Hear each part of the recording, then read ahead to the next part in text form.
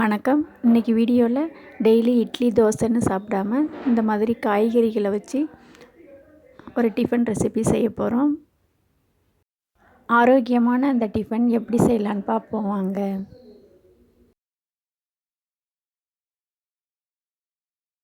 ஒரு பவுலில் 100 கிராம் அளவுக்கு பச்சரிசி மாவு எடுத்திருக்கேன்.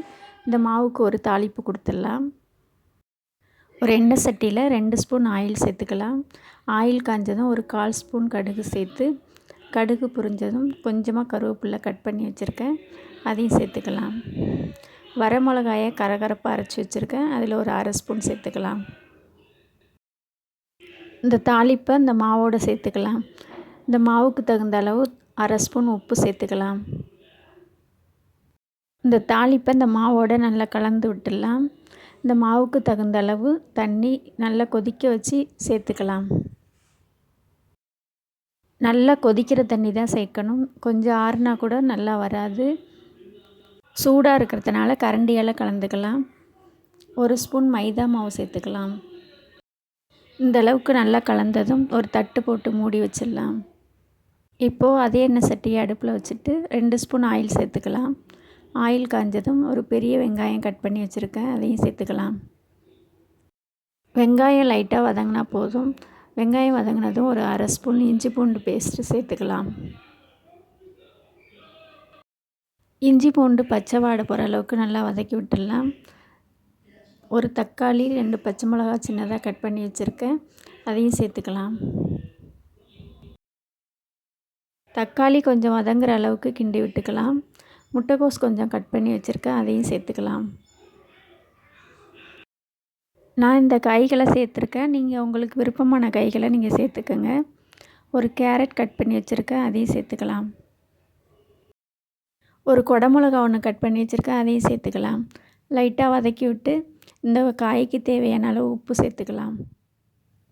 ஏற்கனவே பச்சை மிளகா சேர்த்துருக்கோம். ஒரு 1/2 ஸ்பூன் மட்டும் மிளகாய் பொடி சேர்த்துக்கலாம். ஒரு 1/2 ஸ்பூன் கரம் மசாலா சேர்த்துக்கலாம். இந்த காய்களை அதிகமாக வேக வைக்க வேண்டியதில்லை, எல்லாம் பச்சையாக சாப்பிட்ற காய்கள் தான், மறுபடியும் வேக வைக்கத்தான் போகிறோம். மசாலா பச்சை வாடை போகிற அளவுக்கு நல்லா வதக்கி விட்டுடலாம். இந்த அளவுக்கு வதங்கினது போதும், அடுப்பை ஆஃப் பண்ணிடலாம். இப்போது ஏற்கனவே ரெடி பண்ணி வச்ச மாவு பார்க்கலாம். நல்லா ஆறி இருக்குது. இப்போது ஒரு வாழை இலையில் தண்ணியை தொட்டுக்கிட்டு தட்டிக்கலாம்.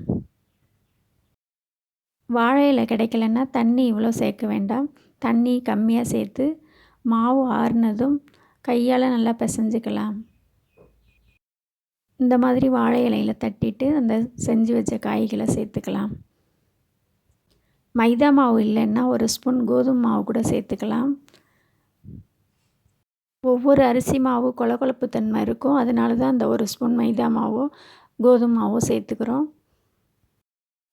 இப்போது இதே மாதிரி எல்லா மாவும் செஞ்சாச்சு. வாழை இலை கிடைக்கலன்னா இந்த மாதிரி எண்ணெய் கவர் ஒன்று எடுத்துகிட்டு 4 பக்கமும் கட் பண்ணிவிட்டு இந்த மாதிரி தட்டிக்கலாம். எண்ணெய் கவரில் செய்கிறதுனா மாவு கொஞ்சம் கெட்டியாக இருக்கணும், இந்த அளவுக்கு தளர்வாக இருக்கக்கூடாது. இந்த மாதிரி கையில் செய்கிற மாதிரி எடுத்து தனியாக வேக வைக்கணும். இப்போது இட்லி பானையில் தண்ணி கொதிக்க வச்சுருக்கேன்.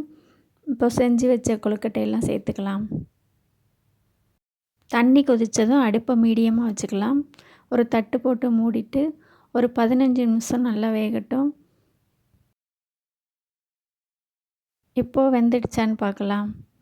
நல்லா வெந்துட்டு இப்போ எடுத்துக்கலாம். இப்போது எடுத்து பார்ப்போம் எப்படி இருக்குன்னு. ரொம்பவே சூப்பராக வந்திருக்கு. காய்களை வச்சு இந்த மாதிரி டிஃபனாக செஞ்சு கொடுக்கலாம்.